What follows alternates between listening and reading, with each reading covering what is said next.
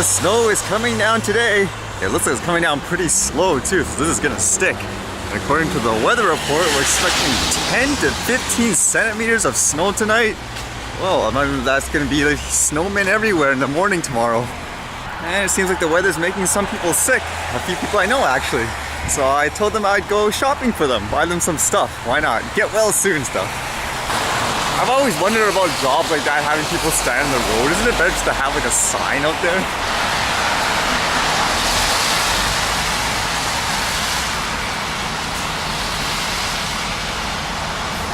Or does that basically get you past like some laws and stuff like that when you have someone actually standing there versus putting a sign there? And speaking of laws, I think that's the thing that kind of caught my attention today about the drone laws in Canada anyways, because there's a lot of new flyers trying to find out what the regulations are, and to me it actually seems confusing, which I'll talk in a bit.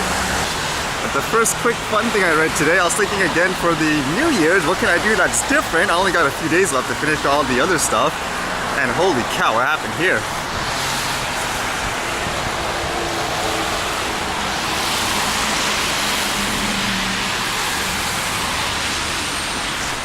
Jeez, accident of the snow or something?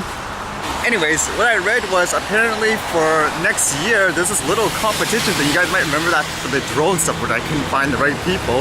This one said they actually were looking for people with an idea to create VR videos, or just create some kind of, I guess, interactive experience. And I was thinking, hey, that might sound fun for 2018. I don't know, I've never done VR before, but maybe I got some stuff in my head. And I was just reading the requirements again. It said, again, one of the requirements is Key Creative has to have like a female in there. I was like, okay, who do I know that does VR as a female as well? No one comes off the top of my head. I know some of my friends said, hey, if you want to do competitions like that, just grab anybody, doesn't matter, like they don't know. But for me, I'd rather find someone who's legitimately passionate about what they want to do, like in that sense. Because if you're doing this stuff, you're doing it from, I guess, ground up, and it's nice to have someone who actually would want to contribute to it. Because even for me, creating stuff for fun, like the drone videos, if someone's not passionate about it, I can see it being like a burden. I wouldn't want that. At the same time, I personally find it a little bit annoying when people do that just to satisfy the requirements of a competition where they're basically just using the person. So I'd rather try to find someone who's actually interested in stuff like that. So I guess I'll be on the lookout for any, quote, females that want to create a VR short film or something like that. Anybody know anybody? If so, let me know. Again, it might be a fun experience. It also says they fund people $40,000 to do this, whoever they grant, like the winners. So I wonder if you get to keep the equipment. That'd be kind of cool, be able to use that just like for other stuff as well afterwards. So the other quick thing that kind of caught my mind today was I was still trying to research obviously to see what the quote final Canadian drone regulations will be for like the recreational flyers, which you'll have to wait till next year.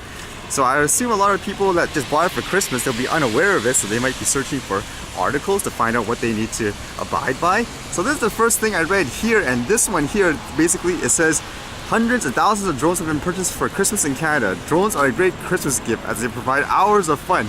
As you unwrap your drone, there are rules that you should familiarize yourself with before your first flight. And like most people, they start off by saying if you don't follow the rules, then you could be fined. They give you the reasons why those rules exist, because the drones, they could crash to people or stuff like this. They say they got hundreds of complaints of drones flying in places where they shouldn't. They didn't talk about like the basic rules, which makes sense, for example, staying away from the airports and stuff like that. But then they list this. There are 3 categories of drone flyers in Canada. Like they said, those are the basic rules to abide by, and here are like the more detailed ones. But then they list these 3 categories of drone flyers as a way to say these are the full rules. And it says here, drone pilots who fall into the small drone operation category must be like 14 years of age, should clearly mark their drones, etc, etc. This sounds familiar, right? Well, that's because this is the stuff that you guys might remember. It's the proposed regulations. It's not actually in law yet. Now, I wanted to make sure this wasn't just like a typo, for example, and they said there was a more detailed version of this to read, and I went over there just to see. And it says here, Chapter 2, Public Drone Operations in Brief. The public drone rules and regulations for Canada are quite strict compared to other places right now. However, as more drones take to the skies, other countries will most likely follow Canada's examples. And it says here again, Canada public drone pilots fall into 1 of 3 categories, and it lists all that same stuff again, the ones that aren't finalized. So it makes me wonder again, are people gonna get confused of this? Are people publishing this like not knowing these aren't the quote laws yet? Oh, it just makes it so confusing for a new drone flyer, huh? I mean, just an example in terms of like staying away from the people, in terms of the unclarity, even like that session that you guys might remember, people are using examples like a film set.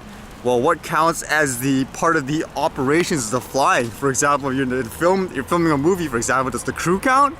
Yes, because they're part of it. How about the actors, for example? Like, yeah, that'll be part of it too. So technically, if you think about it, it's not necessarily stay away from everybody. Technically, like in that, if you walk by and the person's like, yeah, whatever, fly, like I can be in the film footage, doesn't matter, I'm like a little dot, that's okay. So that's just one of the examples of the confusion with stuff like this. Makes me wonder how many Canadians will be confused with this anyways. So until the new year comes where we find some finalization of this, I guess people will just be confused of what is the actual quote laws and how to interpret them. Okay, how about we try to get some really quick shots, because again it's snowing and I don't want to push my luck usually. And maybe we can do it with these people here. Holy, the snow's coming down really hard in a lot of cases. It's actually kind of funny because I saw this snow here. Basically the kids were making this out near the field here. And again, when you fly things like the drone, people are usually okay with it when you ask them. I've never met a crazy person with it yet. What would the temperature of this snow be?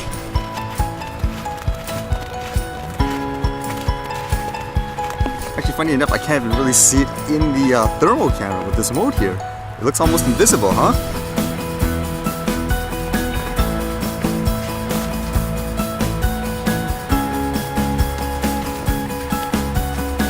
Maybe switching the modes will help. It's kind of a good thing I'm testing this stuff here.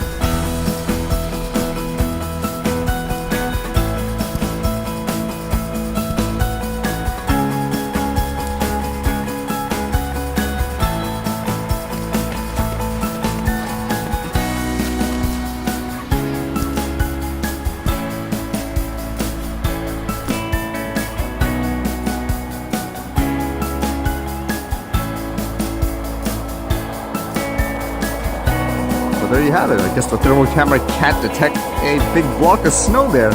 So if you saw like a snowman or something like that, I guess if you put like a carrot as a nose, like warmed up, that's the only thing that would actually light up.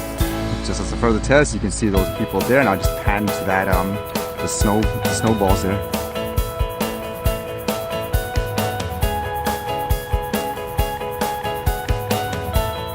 Yeah, it was like completely invisible. I guess if an animal wants to hide from a thermal camera, just bunch up in a bunch of snow, I guess.